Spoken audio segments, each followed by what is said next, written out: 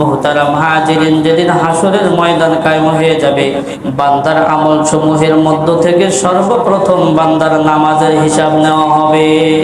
সরকারে দো আলম বলেন, ক্বালান নবী সাল্লাল্লাহু আলাইহি ওয়াসাল্লাম, ক্বালান নবী সাল্লাল্লাহু আলাইহি ওয়াসাল্লাম, আউয়ালু মা ইউহাসাবু বিহিল আবদু ইয়াউমাল কিয়ামাতিস সালাহ, ফাইন সালাহা সালাহা লাহু সাইরু আমালিহি ওয়া ইন ফাসাদাত ফাসাদা লাহু সাইরু আমালিহি। সরকারে দো আলম বলেন, কিয়ামতের দিন সর্বপ্রথম বান্দার নামাজের হিসাব নেওয়া হবে। যদি নামাজ গ্রহণযোগ্যতা অর্জন করে, তাহলে অন্যান্য আমলেরও গ্রহণযোগ্যতা অর্জন হয়ে যাবে। আর যদি নামাজ ঠিক না হয়, তাহলে অন্যান্য আমলও ঠিক হবে না। আল্লাহ পাক রব্বুল আলামিন মেহেরবান দয়ালু।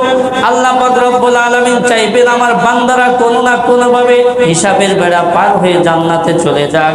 যখন ফরজের ঘাটতি হবে, আল্লাহ পাক রব্বুল আলামিন ফেরেশতাদেরকে বলবেন, উনজুরু হাল্লি আবদি মিন তাতাওয়ুইন, দেখো আমার বান্দার আমল নামার মধ্যে নফল আছে কিনা, নফল নামাজ আছে কিনা।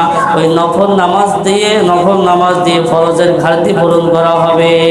এভাবে অন্য সকল আমল, যদি রোজার মধ্যে ত্রুটি হয়ে থাকে, নফল রোজা দিয়ে ওই ফরজ রোজার ঘাটতি পূরণ করা হবে।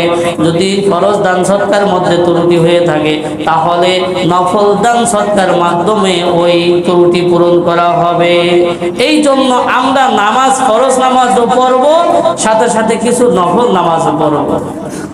ফরজ দান সৎকার এটা তো করবই, সাথে সাথে কিছু নফল দান সৎকারও করব।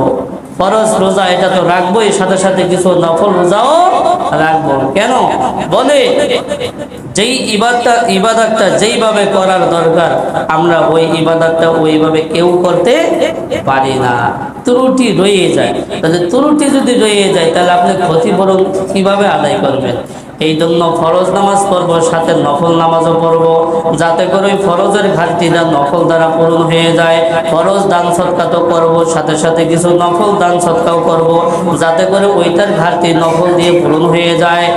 এইভাবে সকল আমলের ক্ষেত্রে ফরজ এটা তো একটা দায়িত্ব। ফরজ কি? ফরজ যত বিধান আছে, এটা একটা দায়িত্ব। এটা যদি পালন করি, একটা দায়িত্ব আদায় হলো, কোনো রকম একটা দায়িত্ব আদায় হইল। কিন্তু কিছু নফল আদায় করতে হবে। নফলের মাধ্যমে আল্লাহ তাআলার নৈকট্য লাভ হয়, নফলের মাধ্যমে আল্লাহ তাআলার নৈকট্য লাভ হয়। মুহতারাম হাজিরিন, অনেক মুসল্লিরা এমন আছেন যে সারা বছরও 2 রাকাত নফল পড়েন না। 5 ওয়াক্ত নামাজটা পড়ি, কিন্তু 2 রাকাত নফল পড়ি না। 5 ওয়াক্ত নামাজ পড়ে নিজের আমলের উপর ফখর করি, আমি কামেল, আমি মুকাম্মেল।